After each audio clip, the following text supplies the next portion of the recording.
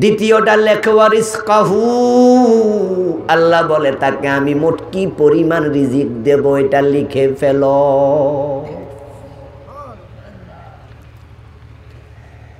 পরে আরো দুইটা, মোট 4টা জিনিস লেখে। লেখার পরে আবার আল্লাহ বলো ফেরেশতা মায়ের পেট থেকে বের হয়ে চলে আসো। ফেরেশতারা বের হয়ে যায়, তখন রুহের জগৎ থেকে আল্লাহ রুহ পাঠায়, দেহের সাথে রুহের সংযোজন হলো।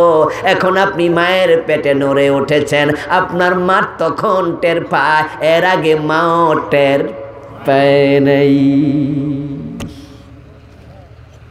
এই হাদিস শোনালাম, এবার প্রশ্ন করি, উত্তর জানেন, জবাব দেন। রিজিক কি বন্টন করা আছে না নাই?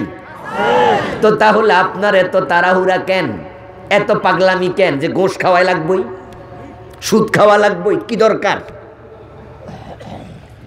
বরং আপনার আমার দায়িত্ব হলো ওসিলা ধরা। কারণ আল্লাহ তাআলা বলেন ফাইদা ওয়াইদা কুজিয়াতিস সালাতু ফান্তাশিরু ফিল আরদি ওয়াবতাগু মিন ফাদলিল্লাহ আই রিজকিল্লাহ। নামাজ পড়ার পরে জমিনে ছড়িয়ে পড়ো, চাকরি করো, কৃষিকাজ করো, ব্যবসা করো, হালালভাবে রিজিক সন্ধান করো। আমি লিখছি, এবার তোমার দায়িত্ব শুধু ওসিলা ধরো। রিজিকের মালিক আমি রিজিক পৌঁছাইয়া দেব। কিন্তু আমরা কি শুধু ওসিলা ধরি না জোর কইরাও আনি? ইয়েস, আমাদের অবস্থা হইল যে না জোর কইরা রিজিক আনবো। আচ্ছা, রিজিক যদি আপনার জোরের উপরে ডিপেন্ড করতো, বলের উপরে ডিপেন্ড করতো, চেষ্টার উপরে ডিপেন্ড করতো, তাহলে বলুন তো ইঞ্জিনিয়ার কষ্ট বেশি করে না রিক্সাওয়ালা কষ্ট বেশি করে? তো বেতন বেশি কার? তো কষ্ট বেশি কারা করলো? তো কষ্টের সাথে টাকার সম্পর্ক কই? ইঞ্জিনিয়ার বিল্ডিংয়ের ডিজাইন করে, ইঞ্জিনিয়ার একটু হাইটা হাইটা চোখ দিয়া দেখে, আর যে বেটা কান্দে লইয়া সিমেন্টের বস্তা তোলে হে বেটার কষ্ট বেশি না ইঞ্জিনিয়ারের বেশি? যে বেটা ইট মাথায় লইয়া 6 তলার উপরে উঠতেছে, কষ্ট কার বেশি, ইঞ্জিনিয়ারের না ইটওয়ালার? কিন্তু বেতন কার বেশি? ইয়েস। পৃথিবীর বুকে এমন কিছু মানুষ আছে যাদের টাকার পরিমাণ এত বেশি যে প্রতিদিন যদি 10 কোটি কামায় তাহলেও এত টাকা সে কামাতে পারবে না। এমন টাকাওয়ালা মানুষ আছে যাদেরকে মেশিন যদি দিতেন 500 টাকার নোট শুধু কাগজ দিয়ে বানাইবো, এত আল্লাহ দিছে বানাইও এত টাকা পাইতো না। William Bill Gates, Elon Musk, ওদের কি পরিমাণ টাকা আছে ওরা নিজেরাও জানে না। এমন পরিমাণ টাকা, তার বয়স হয় 70 বছর। 70 বছরকে আপনি 360 দিয়ে পূরণ দেবেন, তাহলে দিন বের হবে না? কি আমি কথা বুঝাইতে পারতেছি না? 70 বছর 80 বছরও তো হায়াত পায় মানুষ নাকি? 80 বছরকে 70 বছরকে 360 দিয়ে পূরণ দেবেন, তাহলে কয় দিন হয়? তার টাকার হিসাব করবেন, কত বিলিয়ন ট্রিলিয়ন টাকার মালিক, কোটি কোটি ডলারের মালিক।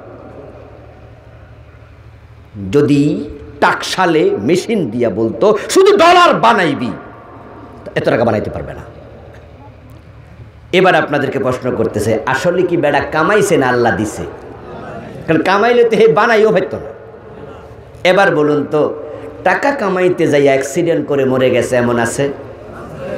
ব্যাংক ডাকাতি করতে গেছে, ভাবছে এক রাতে কোটিপতি হয়ে যাবো, কিন্তু পুলিশের রাতে গুলি খাইয়া জাগায় শেষ। কয় টাকার মালিক হয়েছিল? চেষ্টা করছিল উল্টা, রিজিকে তো নাই, পাবে কোত্থেকে? এখন হলো আমরা হালালকে কেমনে হারাম বানাই। উদাহরণ দিলে বুঝবেন। আপনাদের এই মান্দার তলি, এটা ঠিক আছে? রিক্সা করে আসবেন পাশের বাজারের একটা নাম কই এলাম, লতিফগঞ্জ। রিক্সাওয়ালাকে বললেন যাবা নাকি মান্দারতলি? বলে হ্যাঁ। কত টাকা ভাড়া? 100 টাকা। আপনি বললেন ওকে চলো। রিক্সাওয়ালা 2 নাম্বার। আপনার মানি ব্যাগের মোটা দেখা মনে মনে ভাবে, যদি এই মানি ব্যাগটা আমি কোনোভাবে মালিক হতাম তাহলে আর রিক্সা চালানো লাগতো না, যে মোটা মানি ব্যাগ। ও বেটা আপনারে কই ভাই সিগারেট খাওয়ার অভ্যাস আছে, আপনি বললেন হ্যাঁ, তাহলে খান, ওটাতে মিশানো আছে গাঞ্জা অথবা এমন জিনিস যেটা খেয়ে মানুষ মতিভ্রম হয়।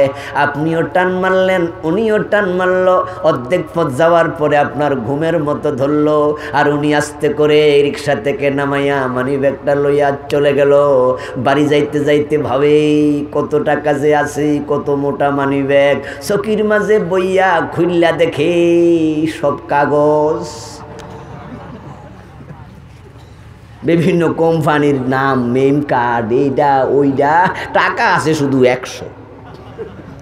রিক্সা ভাড়া দিব কত, পাইছে কত, যদি জায়গা মতো পৌঁছাইতো টাকাটা হতো হালাল। এখন যেভাবে টাকাটা নিচ্ছে এটা হালাল না হারাম? তাড়াহুড়া করছে, হারাম পেয়েছে, টাকা কিন্তু বেশি পায় নাই। রিজিক নির্ধারিত, আপনি হারাম খাবেন, এটাকে সুদ বানাবেন, ঘোষ বানাবেন, আপনার হালাল রিজিক আপনি নষ্ট করেছেন, আল্লাহ নয়।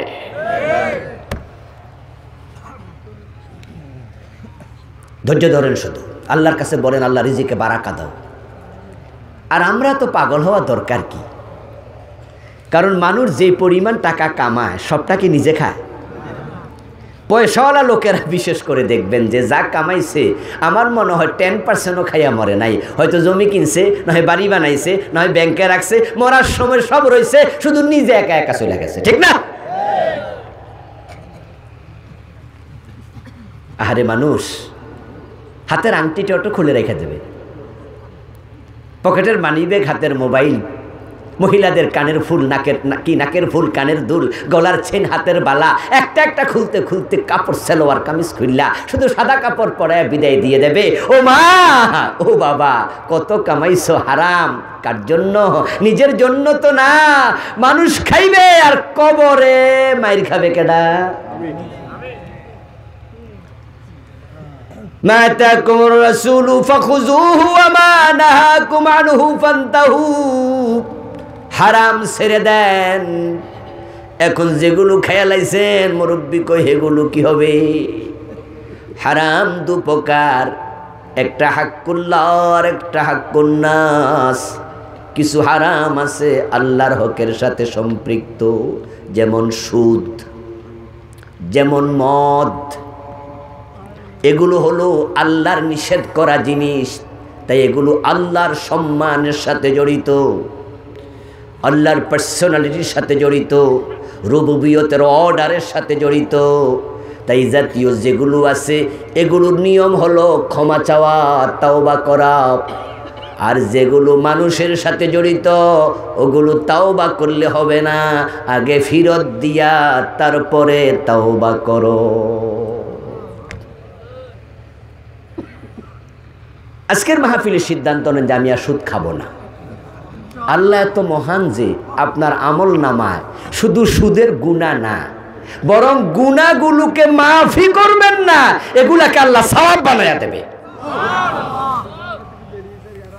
কিন্তু বোনের হক যেটা, এটা আপনাকে বোনের কাছে দিতে হবে, ব্যাক করে দিতে হবে।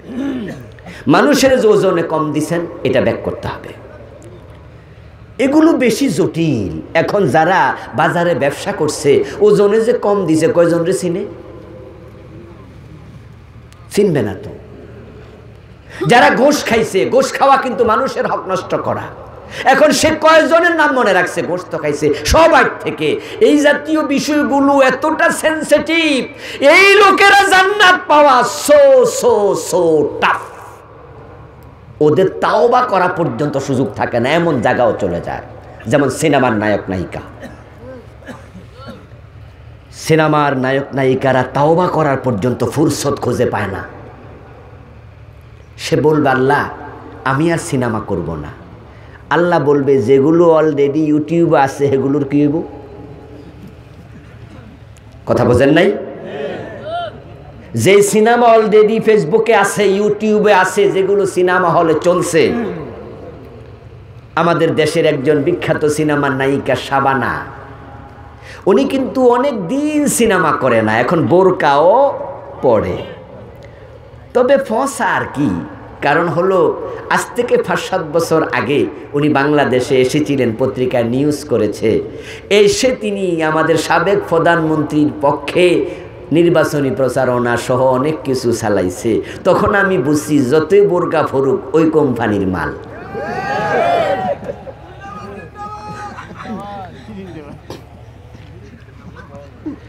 তখন আমি বুঝেছি যে আসলে এগুলার বোরকা পড়লো তাওবা কবুল হবে না। কারণ সাবানার সিনেমা এখনো কিন্তু সিনেমা হলে চলে, এখনো ইউটিউবে আছে। তো তুমি তাওবা করবা কেমনে? নিয়ম হলো এই সব সিনেমা তোমার আগে সরাতে হবে, তারপরে তাওবা, ঠিক না? নয়তো তুমি মরার পরও গুনাহ চলতেই থাকবে। তো যারা ঘুষ খায়, ওজনে কম দেয়, মালে বেজাল দেয়, মানুষের হক নষ্ট করে, এমন জায়গায় তারা পৌঁছে যায় যে মানুষের কাছে যে টাকাটা পৌঁছাইয়া দেবে সে সুযোগও থাকে না। সুফিয়ান আস-সাউরি রাহিমাহুল্লাহর জন্য বলেছেন, আল্লাহ কাইতাল্লাহ বিসাবঈনা যামবিন ফীমা বাইনাকা ওয়া বাইনাল্লাহ ফীমা বাইনাকা ওয়া বাইনাল্লাহ আহওয়ানু আলাইকা মিন যামবিন ওয়াহিদিন ফীমা বাইনাকা ওয়া বাইনান নাস। অনেক বড় মুহাদ্দিস ছিলেন তিনি। উনি বলছে, দুনিয়ার মানুষ শোনো, তোমার সাথে আল্লাহ 70টা গুনাহ, 70টা ব্যাপারে মামলা আছে। হতে পারে আল্লাহ এটা 1 সেকেন্ডে ক্ষমা করে দেবে, এটা তোমার জন্য সহজ। কিন্তু পাবলিকের সাথে যদি একটা ঝামেলা থাকে, এটা কিন্তু আল্লাহ ক্ষমা করবেন না। এটা তোমার কাছে অনেক কঠিন হওয়া উচিত। এজন্য আমার সামনে যারা আছেন, মানুষের হক খাবেন না। আলহামদুলিল্লাহ, আলহামদুলিল্লাহ, আমরা কিছু লোক আছি, কিছু মানুষ আছে, আমরা আল্লাহর কসম করে বলতে পারবো মানুষের হক খাই না। আমরা, আমাদের দেহে হারাম ঢোকে না। আল্লাহর এমন বান্দা আমি চিনি। কয়দিন আগে একজন পুলিশের এসপির কাছে গেছিলাম, কয়দিন বলতে তাও বছর 3 হয়ে যাবে। আমার একটা পার্সোনাল কাজে, বাড়ি আমাদের নাঙ্গলকোটে ওনার। তো গিয়ে বললাম যে স্যার আমার একটা ফোন দিতে হবে অমুক জায়গা, আমার এই কাজে। ওনার সাথে আমার পরিচয় আছে। তো উনি আমারে বললেন যে হুজুর ফোনটা তো দেবো, সরকারি নাম্বার থেকে দেওয়া উচিত, এখন মোবাইল তো সরে নিছে গা। তা আমি বললাম এসপির মোবাইলও সরে নে। তো উনি বলতেছে যে মসজিদে গাউসুল আজমে জুমার নামাজ পড়তে গেছে, মহাখালী গোলশানে। গাউসুল আজম না, ওই যে আরেকটা মসজিদ, গাউসুল আজম তো মহাখালী, আজাদ মসজিদ। বলো আজাদ মসজিদে গেছিলাম জুমার নামাজ পড়তে, তো ওখানে পকেট থেকে সরে নিচ্ছে, পাঞ্জাবি গাদ্দি গেছি। আমি যে পুলিশের এত বড় অফিসার, চোর তো আর জানে না। তবে উদ্ধারের চেষ্টা চলছে যে উদ্ধার করব, কিন্তু মোবাইলটা উদ্ধার হওয়ার পরে ওটাতে সিমও তুলি নাই। আপনি আইসেন অমুক দিন, আবার আইসেন। তো আমি বললাম যে ফোন একটা কিনালাম, কয় টাকা যে নাই। আমি অবাক হলাম, বলে কি রে, যে দেশে পুলিশের কনস্টেবল 10 তলা বিল্ডিংয়ের বাড়িওয়ালা হয়ে যায়, পুলিশের এসআই কোটি টাকার মালিক আছে, এমন আছে না? এসআই কোটি কোটি টাকার মালিক, আর এসপি কয় টাকা নাই। আমি শুধু অবাক হয়ে তাকাইয়ে দেখলাম, কয় কি। একজন সচিব ছিল, নাম ছিল শাহ আব্দুল হান্নান। যারা নাম শুনছেন একটু বলেন তো, নাম শুনছেন নি? আচ্ছা মা জি বলছে অনেকে, 20-25 জন হয়ে যেতে পারে। আব্দুল হান্নান চাচা এনবিআরএস তিনি প্রধান ছিলেন, 2-3টা সচিবালয়ে সচিব ছিলেন, কিন্তু ঢাকাতে একটা বাড়ি করতে পারেন নাই। বাবার বাড়িতে থেকে পরে তিনি ইন্তেকাল করছেন। যেখানে আমাদের দেশে আমার পরিচিত একটি অফিসে কেরানি আছে, সে জমি কিনছে 2 কোটি টাকা দিয়ে কিছুদিন আগে। টিউন অফিসের কেরানি 2 কোটি টাকা দিয়ে জমি কিনে, আর এনবিআর চেয়ারম্যান 2-3টা সচিবালয়ের 1 নাম্বার সচিব, উনি ফ্ল্যাট কিনতে পারে না। এতে কি বোঝা যায়? আল্লাহর কিছু সৎ বান্দা পৃথিবীতে এখনো আছে। ওরা যদি এমন হতে পারে, আপনি কেন নন? সিদ্ধান্ত শুধু নেন, বাড়ি যায় বউরে কয়ে দেবেন আমার ইনকাম আছে মাসে 15,000, আমার 25,000 বেতন, আমার হালাল কামাই এত, কথা ক্লিয়ার কাট, বেশি কিছু চাওয়া যাবে না আমার কাছে। ঠিক এটা দিয়ে যা হয় পরিবারে তাই হবে। প্রয়োজনে দিনে 1 বেলা 2 বেলা খাবার জুটবে না, কিন্তু হারাম কোনো আবদার করা যাবে না। বাকিটা আল্লাহ সহজ করে দেবে। আরেকটা বলবো সেটা হলো বেদাত। বাংলাদেশে এখন বেদাতের অবস্থা বড় খারাপ। আলেম ওলামা পীর বুজুর্গ খতিব বক্তা আমরা কত বেদাত যে করি, অথচ রাসূলুল্লাহ বলেছেন লা ইয়াকবালুল্লাহু লিসাহিবি বিদআতিন সাওমান ওয়ালা সালাতা ওয়ালা হাজ্জান ওয়ালা উমরা ওয়ালা জিহাদান ওয়ালা সারফান ওয়ালা আদলা ওয়া ইয়াখরুজু মিনাদ দ্বীন কামা তাখরুজুশ শাওরাতু মিনাল আজিন। নবীজি বলেন যে বেদাত করে তার নামাজ রোজা হজ যাকাত জিহাদ কিছু কবুল হবে না। বরং বেদাত ইসলাম থেকে এমন ভাবে বেরিয়ে যায় যেমন ভাবে আটার খামির থেকে টান দিলে চুল বের হয়ে যায়। বেদাত কি? হিয়াল ইবাদাতুল মুহদাসা মা লাম তাকুন ফি জামানিন নবী ওয়া আসহাবি। এমন নতুন ইবাদত যেটা রাসূলুল্লাহ সাল্লাল্লাহু আলাইহি সাল্লাম এবং সাহাবাদের জামানাতে ছিল না। যেমন আজানের আগে দুরূদ শরীফ, মোহাব্বতের ঠেলায় আজানের আগে দুরূদ শরীফ চালু করছে। কোন কোন এলাকায় ইকামতের আগে দুরূদ শরীফ পড়ে। ও দোস্ত, রাসূলের ডিজাইন চেঞ্জ করো না, রাসূলের ইসলামে আঙ্গুল ঢুকাতে যেও না, হাত ঢুকায়ও না।